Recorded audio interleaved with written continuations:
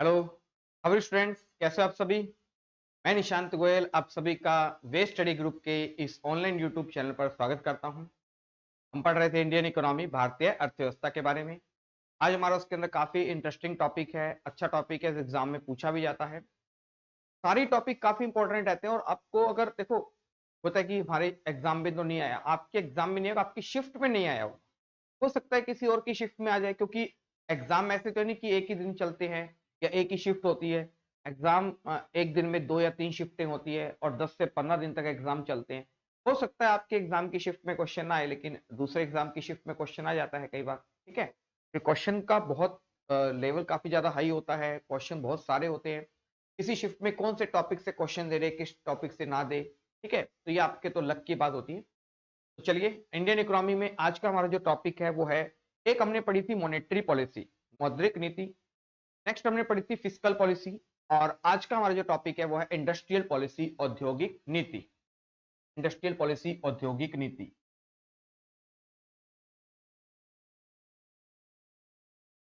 Industrial policy कि भारत देश में क्यों औद्योगिक नीति लाई गई, कैसे इंडस्ट्रियल पॉलिसी को लाया गया। बात करें इंडस्ट्रियल पॉलिसी क्यों लाई गई, कि उद्योगों का विकास करने के लिए और उनके अंदर सुधार करने के लिए। क्योंकि ब्रिटिश गवर्नमेंट जो भारत देश के अंदर आई थी, वो आकर भारत देश के अंदर क्या करती थी, भारत देश के अंदर जो फैक्ट्रियां लगाई उन्होंने, सूती उद्योग लगाए, सीमेंट की फैक्ट्रियां लगाई। ठीक है, काफी सारे ऐसे चीनी उद्योग लगाए सीमेंट के। वो क्या करते, यहां से जो उत्पादन करते और अपने कंट्री में जाकर उन्हें बेचते रहते। ठीक है, धीरे धीरे उन्होंने वहां पर भी अपनी फैक्ट्रियां लगानी स्टार्ट कर दी। तो जो ये औद्योगिक नीतियों के तहत जो पहले फैक्ट्रियां लगाई गई थी, इंडस्ट्रियल पॉलिसी के तहत लगाई गई थी सारी चीजें, तो बाद में भारत सरकार ने सोचा कि इनका कुछ किया जाना चाहिए। क्योंकि वो सारी फैक्ट्री जो लगी हुई थी वो ब्रिटिश गवर्नमेंट के अंडर में लगी हुई थी, आजादी से पहले की बात करें तो। आजादी के बाद हमने काम किया कि हमें इंडस्ट्रियल पॉलिसी पर भी काम करना चाहिए, हमारी औद्योगिक नीतियां लेकर आनी चाहिए। इंडस्ट्रियल पॉलिसी को क्यों लेकर आए, उद्योगों का विकास व सुधार करने के लिए। उद्योगों का विकास व सुधार करने के लिए।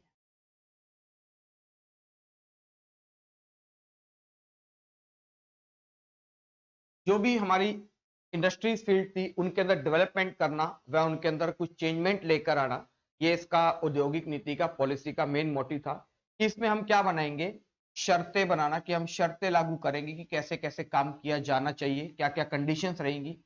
इसमें हम नियम बनाएंगे कि आपको अगर कोई बिजनेस ओपन करना है तो आपको ये नियम होना चाहिए, लाइसेंस प्रणाली होनी चाहिए। ठीक है, हम कानून बनाएंगे इसके लिए कि अगर कोई इन नियमों का उल्लंघन नहीं इन नियमों का उल्लंघन करता है तो उससे कानून के तहत क्या कार्रवाई की जाएगी। तो हम शर्तें लगाएंगे, उस पर कंडीशंस बनाएंगे, रूल्स बनाएंगे और उसके लिए लॉ बनाएंगे कि हम जो पॉलिसीज लेकर आए हैं तो देश के लिए काम करें। क्योंकि जो पॉलिसी से पहले की अगर बात करें तो देश आजाद होने से पहले जो कारखाने लगे हुए थे, फैक्ट्रियां जो लगी हुई थी, वो ब्रिटिश गवर्नमेंट के अंडर में काम करती थी। उनके अपने रूल्स थे, वो छोटे दुकानदारों को चीजें नहीं देते थे, सारा का सारा माल इंडिया के अंदर कम देते थे, बाहर क्या करते थे, ज्यादा एक्सपोर्ट करते थे, बेचते थे चीजों को बाहर। तो इसीलिए उन पर शर्तें, उन पर नियम और कानून बनाने के लिए और औद्योगिक सेक्टर्स का विकास और सुधार करने के लिए हम क्या लेकर आए, औद्योगिक नीति लेकर आए। ये औद्योगिक नीति हम सेंट्रल गवर्नमेंट पर भी लेकर आए, कि औद्योगिक केंद्र स्तर पर भी लेकर आए और राज्य स्तर पर भी लेकर आए। लेकिन हम जो पढ़ेंगे केंद्र स्तर पर पढ़ेंगे कि सेंट्रल गवर्नमेंट के अकॉर्डिंग कौन कौन सी नीतियां लाई गई जो उन्होंने पूरे देश पर लागू की। तो केंद्र स्तर की बात करें तो 5 प्रकार की औद्योगिक नीतियां लागू की गई थी। अगर पूछे वर्तमान में कितनी औद्योगिक, कौन सी औद्योगिक नीति चल रही है, तो वर्तमान में 5वीं औद्योगिक नीति चल रही है, जिसे नवीन औद्योगिक नीति भी कहा जाता है। तो देखते हैं, फर्स्ट औद्योगिक नीति, पहली औद्योगिक नीति, फर्स्ट इंडस्ट्रियल पॉलिसी कब आई, पहली फर्स्ट औद्योगिक नीति। तो फर्स्ट औद्योगिक जो नीति लाई गई थी वो लाई गई थी 1948 के अंदर, सबसे पहली औद्योगिक नीति आई थी। सेकंड इंडस्ट्रियल पॉलिसी कब आई थी, 1955 में आई थी सेकंड इंडस्ट्रियल पॉलिसी, सॉरी 1956 में आई गई थी second industrial policy. Third industrial policy की बात करें, तीसरी औद्योगिक नीति लाई गई थी 1977 के अंदर लाई गई थी।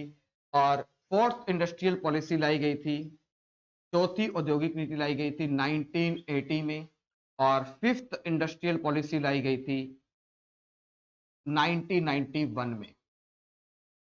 फिफ्थ लाई गई थी 1991 में लाई गई थी। तो ये 5 औद्योगिक नीतियां, 5 इंडस्ट्रियल पॉलिसी लाई गई थी। फर्स्ट आई गई थी 1948 में, सेकंड 1956 में, थर्ड आई थी 1977 में, और फोर्थ आई थी 1980 में, और फिफ्थ आई थी 1991 में। जो फिफ्थ आई थी इसे नवीन औद्योगिक नीति भी कहा जाता है। पांचवी औद्योगिक नीति को नवीन औद्योगिक नीति भी कहा जाता है।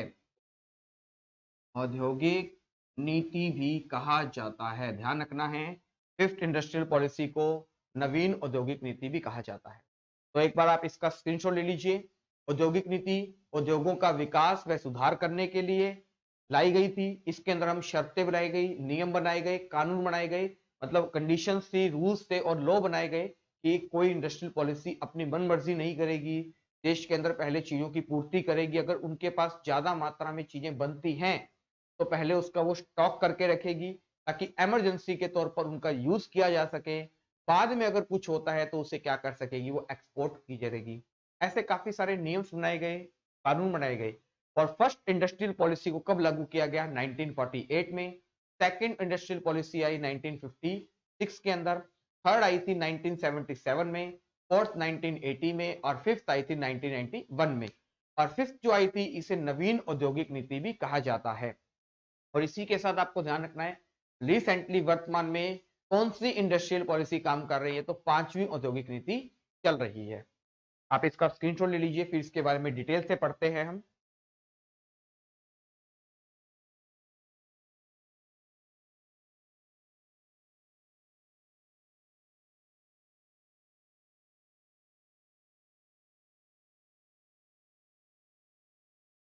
सबसे पहले आता है हमारा फर्स्ट इंडस्ट्रियल पॉलिसी, पहली औद्योगिक नीति।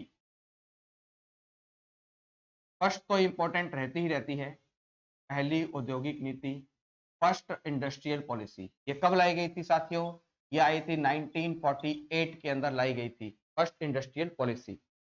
बात करें इसके अंदर, इस औद्योगिक नीति की जो घोषणा की गई थी, वो घोषणा की गई थी, कब की गई थी घोषणा इसकी, तो 6 अप्रैल 1948 को फर्स्ट इंडस्ट्रियल पॉलिसी की क्या की गई थी, घोषणा की गई थी। और ये क्वेश्चन पूछा गया कि घोषणा किसने की थी, इसकी घोषणा की थी हमारे पहले स्वतंत्र भारत के पहले उद्योग मंत्री कौन थे, आप मुझे बताइए। फर्स्ट मतलब आफ्टर इंडिपेंडेंट हमारे फर्स्ट इंडस्ट्रियल मिनिस्टर कौन थे, उद्योग मंत्री कौन थे, तो ध्यान होगा आपको, डॉक्टर श्यामा प्रसाद मुखर्जी। डॉक्टर श्यामा प्रसाद मुखर्जी, ये हमारे थे उद्योग मंत्री थे, पहले इंडस्ट्रियल मिनिस्टर थे, पहले उद्योग मंत्री थे स्वतंत्र भारत के। और यही लेकर आए थे पहली औद्योगिक नीति भी, कि देश के अंदर हमें कुछ चेंजमेंट लेकर आने हैं। इसका मोटिव क्या था, इनका उद्देश्य क्या था, ये क्यों लेकर आए थे, मेन चीज हमें यहां से पता होनी चाहिए। इनका उद्देश्य क्या था कि सार्वजनिक तथा निजी क्षेत्र के उद्योगों के संयुक्त विकास पर बल देना। हमें प्राइवेट और गवर्नमेंट दोनों प्रकार के इंडस्ट्रियों पर समान रूप से, संयुक्त रूप से क्या करना, विकास पर बल देना। तो सार्वजनिक सार्वजनिक व निजी क्षेत्र के उद्योगों पर संयुक्त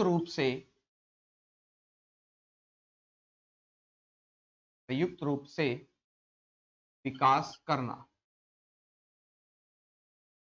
ऐसा नहीं है कि हम सिर्फ गवर्नमेंट के उद्योगों पर ही काम करेंगे, हम गवर्नमेंट, पब्लिक एंड प्राइवेट दोनों सेक्टर्स के इंडस्ट्रीज को प्रॉपर रूप से, दोनों को समान रूप से क्या करेंगे, विकास करेंगे। ये हमारा मोटिव दिया गया कि समान रूप से विकास पर क्या देंगे, बल देंगे। और इसी के अंदर हमने क्या किया, मिश्रित अर्थव्यवस्था को बढ़ावा देने पर बल दिया। क्योंकि आपको ध्यान है हमारे भारत देश की जो इकोनॉमी है, अर्थव्यवस्था है, वो कैसी अर्थव्यवस्था है, मिश्रित अर्थव्यवस्था है। और मिश्रित अर्थव्यवस्था मैंने आपको बताया था कि इसमें प्राइवेट और पब्लिक जो होती है, निजी क्षेत्र की कंपनियां होती है और सरकार, दोनों का क्या होता है, रोलमेंट रहता है। तो इसके अंदर हमने क्या किया था, मिश्रित अर्थव्यवस्था को बढ़ावा देने का भी प्रयास किया था। पहला काम तो हमने ये किया था कि सार्वजनिक और निजी क्षेत्र के उद्योगों पर समान रूप से डेवलपमेंट पर बल दिया गया, और दूसरा किया गया मिश्रित अर्थव्यवस्था पर बल दिया गया।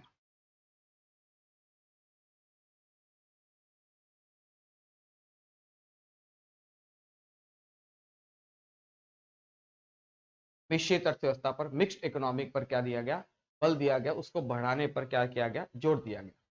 तो ये हमारी थी पहली औद्योगिक नीति 1948। नाम रखना है डॉक्टर श्यामा प्रसाद मुखर्जी, इंपॉर्टेंट है ये हमारे देश के फर्स्ट उद्योग मिनिस्टर थे, पहले इंडस्ट्रियल मिनिस्टर थे। इसका स्क्रीनशॉट ले लीजिए।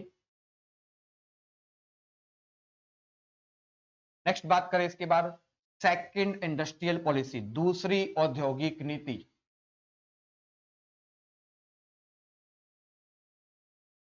बात करें इसके बाद दूसरी औद्योगिक नीति, सेकंड इंडस्ट्रियल पॉलिसी, ये लाई गई 1956 में। ये कब आई, 1956 के अंदर आई दूसरी इंडस्ट्रियल पॉलिसी, और इसकी घोषणा की गई थी 30 अप्रैल 1956 को। इसकी क्या की गई थी, घोषणा की गई थी। और इसकी घोषणा किसने की थी, आफ्टर इंडिपेंडेंट, स्वतंत्र भारत के पहले प्रधानमंत्री पंडित जवाहरलाल नेहरू। पंडित जवाहरलाल नेहरू, पंडित जवाहरलाल नेहरू ने क्या की थी, दूसरी औद्योगिक नीति की क्या की थी, घोषणा की थी। इसमें क्या किया गया, इनका मोटिव क्या था, प्रायोरिटी, किन चीजों पर काम किया गया, इनकी प्रायोरिटी जो थी, उद्देश्य क्या था इनका, कि सार्वजनिक क्षेत्र की जितने भी उद्योग हैं उन पर बल देना, सार्वजनिक क्षेत्र के उद्योगों के विकास पर बल देना। सार्वजनिक का मतलब होता है पब्लिक, मतलब सरकारी। सार्वजनिक क्षेत्र के उद्योगों के विकास को बढ़ावा देना,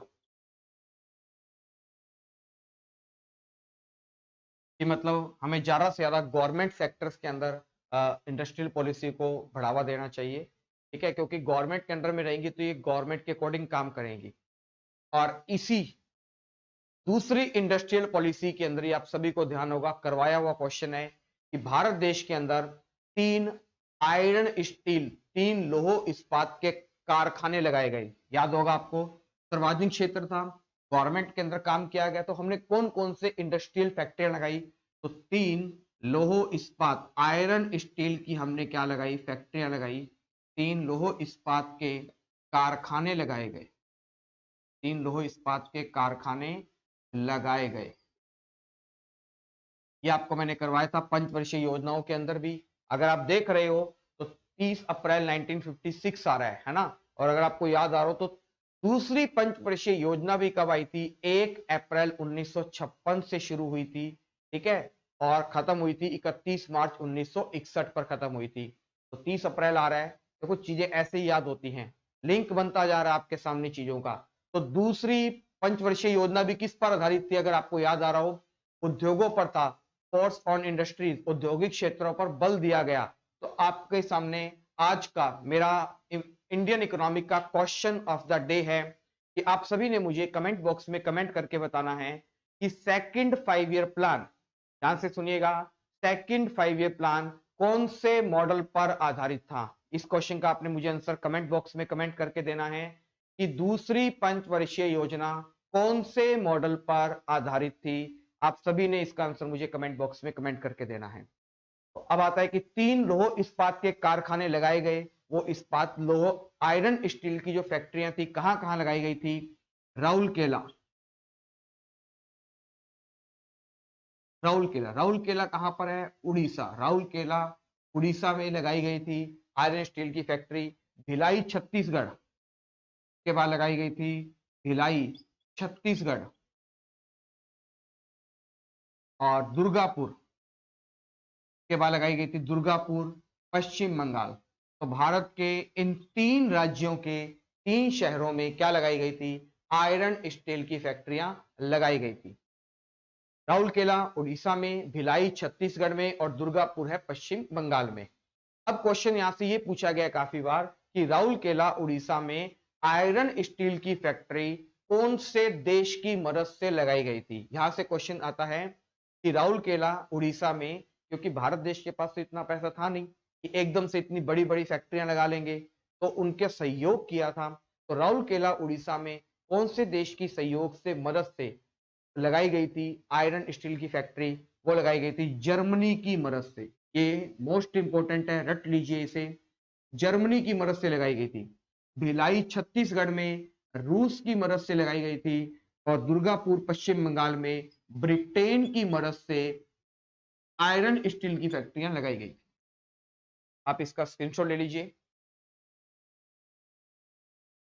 राउरकेला उड़ीसा में जर्मनी की मदद से, भिलाई छत्तीसगढ़ में रूस की मदद से, दुर्गापुर पश्चिम बंगाल में ब्रिटेन की मदद से 3 आयरन स्टील की फैक्ट्रियां लगाई गई थी। स्क्रीनशॉट ले लिया। नेक्स्ट देखते हैं हम थर्ड इंडस्ट्रियल पॉलिसी, तीसरी औद्योगिक नीति। नेक्स्ट हेडिंग लीजिए, थर्ड इंडस्ट्रियल पॉलिसी, तीसरी औद्योगिक नीति। ये कब लाई गई, इसमें क्या उद्देश्य था, देखते हैं सारी चीजें। थर्ड इंडस्ट्रियल पॉलिसी, तीसरी औद्योगिक नीति, और ये लाई गई थी 1977 में। ये लाई गई थी तीसरी औद्योगिक नीति। इसकी घोषणा की गई थी 23 दिसंबर 1977 को। इसकी क्या की गई थी, घोषणा की गई थी। इसका जो मोटिव था, इसका जो उद्देश्य क्या था, उद्देश्य हमको जरा पता होना चाहिए कि लघु व कुटीर उद्योगों के विकास पर बल देना का जो उद्देश्य था, लघु व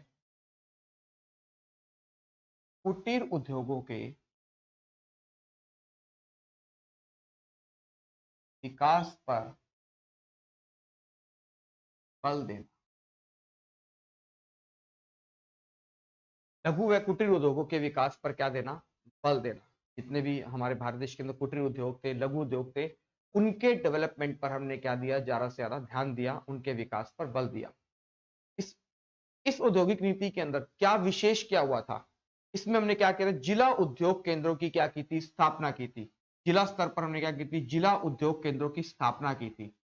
में विशेष क्या हुआ था, जिला उद्योग केंद्रों की, जिला उद्योग केंद्रों की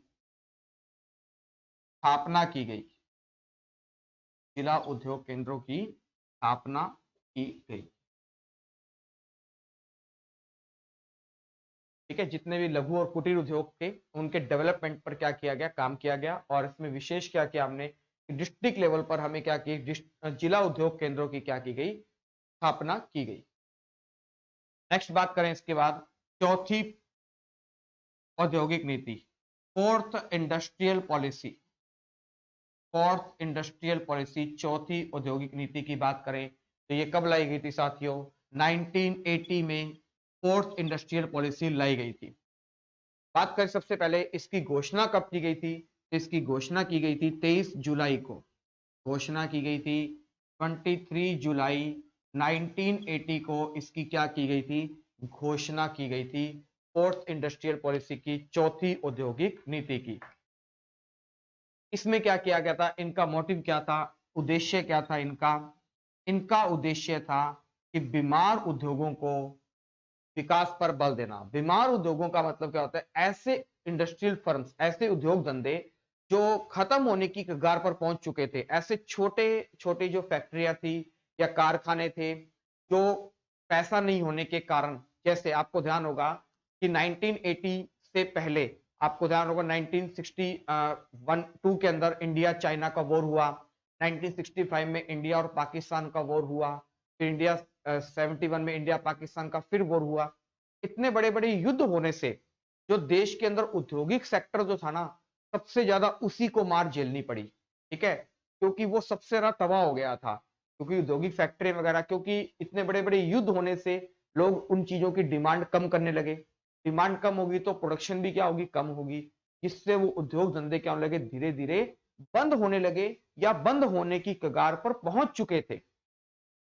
तो ऐसे उद्योग धंधों को मैंने क्या नाम दे दिया, बीमार उद्योग। मतलब ठीक है, जो बीमार का मतलब क्या है, जो ठीक से चल नहीं पा रहे थे, ठीक है, थे तो सही लेकिन ढंग से चल नहीं पा रहे थे, इनमें काम नहीं हो रहा था इतना, उनको नाम दे दिया मैंने बीमार। तो बीमार उद्योगों के विकास पर क्या दिया गया? बल। बीमार उद्योगों के विकास पर बल दिया गया।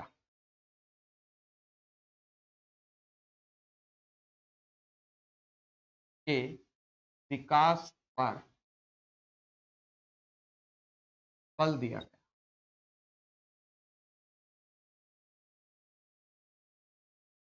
क्लियर हुई चीज आपको? बीमार का मतलब जो ऐसे जो कमजोर पड़ गए थे उन्हें डेवलपमेंट करने पर क्या दिया गया? हमने फोर्स किया गया, बल दिया गया।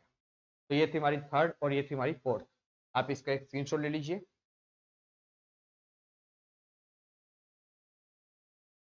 इसके बाद करें लास्ट, फिफ्थ इंडस्ट्रियल पॉलिसी, पांचवी औद्योगिक नीति, जिसने हमारे भारत देश के अंदर इंडस्ट्रियल के सेक्टर को ही चेंज कर रख दिया था। बहुत कुछ चेंजमेंट किया गया है इसके अंदर। तो नेक्स्ट और लास्ट आता है फिफ्थ इंडस्ट्रियल पॉलिसी, पांचवी औद्योगिक नीति।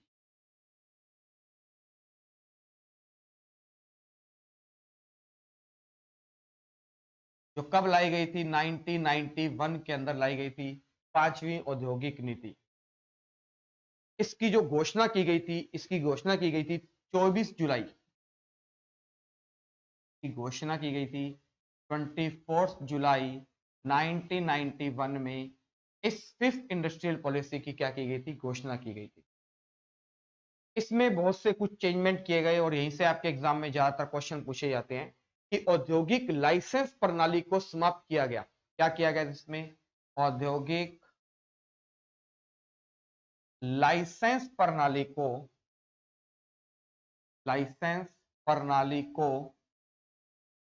समाप्त किया गया।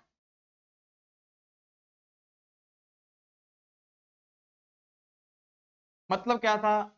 लाइसेंस प्रणाली बहुत बड़ी लाइसेंस प्रणाली थी। अगर किसी को इस फिफ्थ इंडस्ट्रियल पॉलिसी से पहले अगर कोई फैक्ट्री लगानी है तो उस पर बहुत सारे के लाइसेंस थे कि उससे पहले जमीन का लाइसेंस लेना पड़ेगा, ठीक है, सरकार से परमिशन लेनी पड़ेगी, बिजली का कनेक्शन लेना पड़ेगा, रॉ मटेरियल कहाँ से लाया जा रहा है, ठीक है, जो चीज आप बना रहे हो उसके लिए लाइसेंस प्रणाली आपको चाहिए। मतलब अगर आप कोई कपड़े का धंधा भी खोल रहे हो ना, उसके अंदर फैक्ट्री लगा रहे हो अगर आप कोई कपड़े की, तो उसके लिए भी आपको बहुत से गवर्नमेंट से अप्रूवल लाइसेंस लेने पड़ेंगे, स्टेशन फीस आपको देनी पड़ेगी, काफी कुछ आपको अपने पेपर वर्क करवाने पड़ेंगे। तो क्या किया गया? इससे क्या हुआ? भारत देश की जो अर्थव्यवस्था थी बहुत ज्यादा गिरने लगी थी। क्यों? क्योंकि विदेशी कंपनियां भारत में आ नहीं पा रही थी। आती तो इतने सारे लाइसेंस थे, उन पर इतने सारे टर्म्स और कंडीशन थोप दी जाती थी कि सामने वाला कहता कि छोड़ यार, क्या काम करना है, बिजनेस क्या नया स्टार्ट करना है, इनके पेपर वर्क ही पूरे नहीं हो रहे हैं। तो उससे वो बिजनेस करते ही नहीं थे या विदेशी कंपनी भारत में आती नहीं थी। तो भारत के अंदर उस समय फाइनेंस मिनिस्टर थे डॉक्टर मनमोहन सिंह जी, जो उस समय वित्त मंत्री थे, डॉक्टर मनमोहन सिंह जी थे। उन्होंने कहा कि अगर हमें भारत देश के अंदर डेवलपमेंट करना है तो हमें इंडस्ट्रियल पॉलिसी के अंदर जो लाइसेंस सिस्टम है उसे क्या करना होगा? खत्म करना होगा, या हमें लाइसेंस की जो सिस्टम के अंदर बहुत सारे जो लाइसेंस है उन्हें खत्म कर कुछ चीजों का लाइसेंस ही रखना पड़ेगा। तो हमने क्या किया? इंडस्ट्रियल फील्ड के अंदर लाइसेंस प्रणाली को क्या किया गया? खत्म कर दिया गया। दूसरा क्या गया? सार्वजनिक क्षेत्र के उद्योगों की संख्या को कम कर दिया गया। सार्वजनिक क्षेत्र के उद्योगों की संख्या को कम किया। मतलब गवर्नमेंट ने कहा कि जो चीजें हमारे अंडर में हैं, ठीक है, अब वो हम उनको अपने अंडर में कम रखेंगे, ठीक है, और बाकी सभी को उन्होंने क्या कर दिया? प्राइवेट कर दिया। तो सार्वजनिक क्षेत्र के उद्योगों की संख्या को कम तो कर दिया, लेकिन कौन कौन से उद्योग धंधों को सरकार ने अब भी अपने पास रखा हुआ है? यहां से क्वेश्चन पूछा जाता है कि सार्वजनिक क्षेत्र के अंदर जो आपकी पब्लिक सेक्टर के अंदर जो इंडस्ट्रीज थी, ठीक है, उनको क्या कर दिया? कम कर दिया गया, उन सभी को प्राइवेट के अंदर जाने दिया। लेकिन दो चीजों को सरकार ने आज भी अपने पास रखा हुआ है। वो कौन से उद्योग धंधे हैं? एक तो परमाणु उद्योग, एक है परमाणु उद्योग, इसे सरकार ने आज भी अपने पास ही रखा हुआ है। इसको पब्लिकली अपने पास रखा हुआ, इसको प्राइवेट सेक्टर को नहीं दिया है। और एक दूसरा है रेलवे परिवहन, और दूसरा है रेलवे परिवहन। तो उस समय सरकार ने क्या किया? जितने भी पब्लिक सेक्टर्स के इंडस्ट्रीज थी उनकी संख्या को कम कर उन सभी को प्राइवेट में कर दिया गया। लेकिन सिर्फ परमाणु उद्योग और रेलवे जो ट्रांसपोर्टेशन जो रेलवे की थी उनको सरकार ने अपने पास रखा, और आज भी ये चीजें सरकार के अंडर पे ही है। ठीक है, इसी के साथ और क्या क्या, लाइसेंस प्रणाली को तो खत्म कर ही दिया, लेकिन सरकार ने 5 ऐसे लाइसेंस को कहा कि 5 ऐसी वस्तुओं पर लाइसेंस आज भी लगाया जाए। ऐसा नहीं कि जितने भी चीजें हैं सभी पर लाइसेंस बंद कर दिया। अब सरकार ने सिर्फ 5 वस्तुओं पर लाइसेंस की सुविधा को दिया हुआ है। तो आपको 5 चीजें याद रखनी है किन पर आज भी लाइसेंस की जरूरत है। तो वो आपको ध्यान, फर्स्ट है शराब। क्या आप शराब की दुकान खोल सकते हो? शराब का ठेका खोल सकते हो? नहीं खोल सकते। इसके लिए शराब का ठेका खोलने के लिए अल्कोहल होता है ना, जो आप लिकर जो होती है, उसके लिए आपको आज भी गवर्नमेंट से क्या लेना पड़ता है? लाइसेंस लेना पड़ेगा आपको। आप बिना गवर्नमेंट की परमिशन के शराब की दुकान नहीं खोल सकते। ठीक है, बात करें दूसरा कौन सा उद्योग धंधा है जिसको सरकार ने लाइसेंस के अंदर रखा हुआ है? वो है तंबाकू। तंबाकू, इसे भी आप बिना सरकार की परमिशन के कोई तंबाकू की फैक्ट्री नहीं लगा सकते। इसके लिए आपको सरकार की क्या लेनी पड़ती है? परमिशन लेनी पड़ती है। तीसरी बात करें तो रसायन, केमिकल, जितने भी रासायनिक पदार्थ हैं जो खतरनाक केमिकल्स वगैरह होते हैं, इसको भी आप क्या देख सकते हो? केमिकल्स वगैरह हर शॉप पर मिलते हैं? नहीं मिलते। ये जिन शॉप को गवर्नमेंट ने लाइसेंस दिया हुआ है उन्हीं शॉप पर ये केमिकल्स वगैरह मिल सकते हैं, जो खतरनाक जो केमिकल्स वगैरह होते हैं, विस्फोटक जो होते हैं। इसके बाद बात करें विस्फोटक पदार्थ, पटाखे, जिसे हम कहते हैं विस्फोटक पदार्थ। विस्फोटक पदार्थ मतलब पटाखे। क्या आप पटाखों की दुकान सीधा खोल सकते हो? पटाखों की फैक्ट्री लगा सकते हो? नहीं लगा सकते। लगा सकते हो, लेकिन इसके लिए पहले आपको सरकार की क्या लेनी पड़ती है? परमिशन लेनी पड़ती है, उनसे लाइसेंस लेना पड़ता है, उनकी जो गाइडलाइंस है उनको आपको फॉलो करना पड़ता है, तभी सरकार गवर्नमेंट आपको क्या देती है? उसके लिए लाइसेंस देती है। और एक है इलेक्ट्रॉनिक रक्षा उत्पादन। इलेक्ट्रॉनिक रक्षा उत्पादन, इलेक्ट्रॉनिक रक्षा उत्पादन। अगर इसकी बात करूं तो जैसे गन की बात करूं, पिस्टल की बात करूं, जितने भी मिसाइल्स वगैरह होती हैं, ठीक है, क्या आप इन्हें बना सकते हो? अगर बना भी लो तो क्या आप इसे आप मार्केट में बेच सकते हो? क्या आपको गन की पिस्टल की जो शॉप्स होती है वो हर गली नुक्कड़ पर मिलती हैं? नहीं मिलती है। जो पिस्टल की शॉप होती है, गन की शॉप होती है, हर गली नुक्कड़ पर नहीं होती है। इसके लिए सरकार से क्या लेनी पड़ती है? परमिशन लेनी पड़ती है। तो दोबारा देख लीजिए, औद्योगिक लाइसेंस प्रणाली को समाप्त तो कर दिया, लेकिन 5 चीजों के लिए लाइसेंस सरकार ने रख दिए कि इन पांचों के लिए तो आपको लाइसेंस की जरूरत रहेगी रहेगी। इनको खत्म नहीं किया है। वो 5 है, शराब की है, तंबाकू है, रसायन है, विस्फोटक पदार्थ है और इलेक्ट्रॉनिक रक्षा उत्पादन है। इनके लिए आज भी आपको लाइसेंस लेना ही पड़ेगा। बाकी आप दूध की दुकान खोल रहे हो, सब्जी की दुकान खोल रहे हो, कपड़े की दुकान खोल रहे हो, मिठाई की दुकान खोल रहे हो, इसके लिए आपको सरकार से परमिशन की जरूरत नहीं है। आपके पास कैपिटल है, लैंड है, रॉ मटेरियल है, लेबर है, आप अपना काम कर सकते हो। इसके लिए आपको लाइसेंस नहीं चाहिए। सर्वाधिक क्षेत्र की जो पब्लिक सेक्टर की जितनी भी इंडस्ट्रीज फर्म थी उनकी संख्या को कम कर दिया गया, उन्हें प्राइवेट को दे दिया गया कि आप अपने हिसाब से चलाइए। लेकिन सरकार ने सभी को प्राइवेट को ना देकर 2 चीजों को अपने पास रख लिया, एक तो है परमाणु उद्योग और रेलवे परिवहन। इसी के साथ बात करें, आपने देखा होगा फिफ्थ इंडस्ट्रियल पॉलिसी के अंदर हम क्या लेकर आए? भारत देश के अंदर एलपीजी लेकर आए। याद आ रहा होगा एलपीजी, याद रखना एलपीजी की फुल फॉर्म क्या होती है? Liquid petroleum gas. जी हाँ, एलपीजी की फुल फॉर्म क्या होती है? Liquid petroleum gas. बस यही आपसे उम्मीद थी। आप पढ़ रहे हो इकोनॉमिक्स, न कि साइंस। अगर आप साइंस पढ़ रहे हो तो इसकी फुल फॉर्म गलत नहीं है, लिक्विड पेट्रोलियम गैस ही है। लेकिन एलपीजी एक पॉलिसी है, ध्यान रखना, कोई चीज ही नहीं है कि मार्केट में बिक रही है एलपीजी लेके आ गए आप। ठीक है, साइंस के पॉइंट ऑफ व्यू से बिल्कुल सही है लिक्विड पेट्रोलियम गैस, लेकिन इकोनॉमिक के अंदर इसका मतलब था लिबरलाइजेशन, प्राइवेटाइजेशन एंड ग्लोबलाइजेशन। उदारीकरण, निजीकरण और वैश्वीकरण। तो एलपीजी पॉलिसी भारत देश में कब आई? 1991 में। और इसे लाने वाले कौन थे? डॉक्टर मनमोहन सिंह जी थे। ध्यान रखना है, डॉक्टर मनमोहन सिंह जी, जो बाद में हमारे भारत देश के क्या बने? प्रधानमंत्री बने। लेकिन उस समय क्या थे? वित्त मंत्री थे, फाइनेंस मिनिस्टर थे, और यही एलपीजी पॉलिसी को लेकर आए थे। निजीकरण, उदारीकरण और वैश्वीकरण, कि हमें लाइसेंस प्रणाली को खत्म करना चाहिए, हम सभी चीजों को गवर्नमेंट नहीं संभाल सकती, उन्हें प्राइवेट में किया जाना चाहिए, इंपोर्ट एक्सपोर्ट को बढ़ावा दिया जाना चाहिए। ये थी एलपीजी पॉलिसी। पूछा जाता है भारत देश के अंदर लिबरलाइजेशन का दौर कब शुरू हुआ, ठीक है, उदारीकरण का दौर कब शुरू हुआ, आपका राइट आंसर होगा 1991, ठीक है। निजीकरण, वैश्वीकरण का दौर कब शुरू हुआ, 1991। डॉक्टर मनमोहन सिंह जी जब ये चीजें लेकर आए, उन्होंने काफी इकोनॉमिक्स के अंदर चेंजमेंट किया था, ठीक है, कि हम सारी चीज नहीं संभाल सकते, हमें कुछ चीजों को प्राइवेट में करना पड़ेगा। बाहर की विदेशी कंपनियों को इंडिया में आने की क्या देनी पड़ी, परमिशन देनी पड़ी, ठीक है। इसे कहते हैं FDI, foreign direct investment.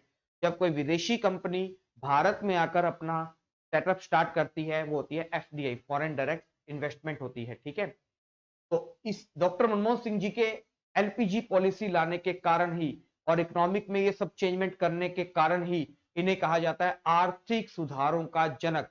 Father of economic reform किसे कहा जाता है, डॉक्टर मनमोहन सिंह जी को याद रखना है। आर्थिक सुधारों का जनक किसे कहा जाता है, आर्थिक सुधारों का जनक डॉक्टर मनमोहन सिंह जी को ध्यान रखना है। आर्थिक नियोजन का जनक किसे कहा जाता है, फादर ऑफ फाइनेंशियल इकोनॉमी किसे कहा जाता है, पंडित जवाहरलाल नेहरू को कहा जाता है। और आर्थिक सुधारों का जनक डॉक्टर मनमोहन सिंह जी को कहा जाता है, फादर ऑफ इकोनॉमिक रिफॉर्म कहा जाता है डॉक्टर मनमोहन सिंह जी को। ये एलपीजी पॉलिसी को लेकर आए थे, कब आई थी, 1991 में। और वर्तमान में हमारी कौन सी इंडस्ट्रियल पॉलिसी चल रही है, तो 5वीं इंडस्ट्रियल पॉलिसी चल रही है। लेकिन 5 प्लान हमारे भारत देश के अंदर बंद हो गए हैं और उसके स्थान पर आ गया है नीति आयोग। तो ये चीज आपको समझ में आई। और हमने क्या काम किया, विदेशी पूंजी निवेश को क्या किया, बढ़ावा दिया गया। विदेशी पूंजी निवेश को, विदेशी पूंजी निवेश को बढ़ावा दिया गया। याद आ रहा है, अभी आपको बताया था एफडीआई, विदेशी पूंजी निवेश को बढ़ावा दिया गया। जब भी कोई विदेश की कंपनी हमारे यहाँ पर आके काम करती है, फैक्ट्री लगाती है, अपने कारखाने लगाती है, उसे कहते हैं FDI, foreign direct investment. Clear हुई आपको ये चीज। तो ये हमारी थी 5वीं औद्योगिक नीति। तो ध्यान रखना है, फर्स्ट इंडस्ट्रियल पॉलिसी आई 1948 के अंदर, सेकंड इंडस्ट्रियल पॉलिसी आई 1956 में, थर्ड आई थी 1977 में, फोर्थ आई थी 1980 के अंदर, और फिफ्थ जो चल रही है वो आई थी 1991 में आई थी। तो आपका एक आज का क्वेश्चन ऑफ द डे एक और है। एक क्वेश्चन तो मैंने आपसे पूछा था कि सेकंड 5 प्लान कौन से मॉडल पर बेस्ड थी। आपका एक दूसरा क्वेश्चन एक और भी है आज का। इन दोनों के आंसर आपने मुझे कमेंट बॉक्स में कमेंट करके देना है। क्या कि भारत देश के अंदर तीसरी बार, थर्ड टाइम, तीसरी बार मुद्रा का अवमूलन कब किया गया। थर्ड टाइम करेंसी का डीवैल्यूएशन, करेंसी का थर्ड टाइम तीसरी बार मुद्रा का अवमूलन कब किया गया। या अगर आप डिटेल से इसका आंसर देते हो तो बहुत अच्छी बात है। जो बच्चे डिटेल में आंसर देना चाहे तो बता सकते हैं कि फर्स्ट करेंसी का डीवैल्यूएशन कब किया गया, सेकंड टाइम करेंसी का डीवैल्यूएशन कब किया गया, थर्ड टाइम कब किया गया, फोर्थ टाइम कब किया गया, या अभी कितनी बार करेंसी का डीवैल्यूएशन हो चुका है। ये टॉपिक आपको मैंने करवाया हुआ है, ठीक है, इसीलिए आपसे मैं रिवीजन करवा रहा हूँ और चीजों को पूछ रहा हूं मैं, क्योंकि बहुत जल्दी आपके इकोनॉमिक्स के अंदर क्वेश्चन की सीरीज स्टार्ट होने वाली है। जो आपके प्रीवियस ईयर में जो क्वेश्चंस पूछे गए हैं और जो पूछे जाएंगे, हमारी पूरी वेद स्टडी ग्रुप की पूरी टीम आपके सफलता के लिए प्रयास कर रही है, आपके लिए क्वेश्चंस तैयार किए जा रहे हैं। तो आपको मैं बताना चाहता हूं कि उन क्वेश्चंस के अंदर आप जरूर पार्टिसिपेट कीजिए और उनके आंसर आप पहले खुद दीजिए, बाद में चेक कीजिए कि मैंने कितने क्वेश्चंस के आंसर सही किए हैं या मेरा आज का लेवल क्या है। ये आप तभी कर पाओगे जो आपने रेगुलर क्लासेस इस बेस स्टडी ग्रुप के अंदर हर सब्जेक्ट की प्रॉपर रूप से क्लासेस ली हैं।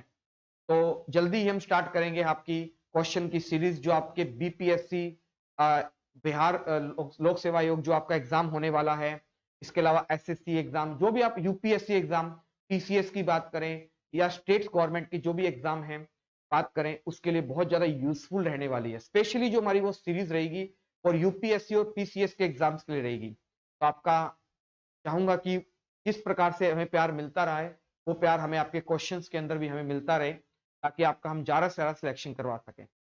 तो थैंक यू स्टूडेंट्स, आज की क्लास में आपके लिए इतना ही। धन्यवाद।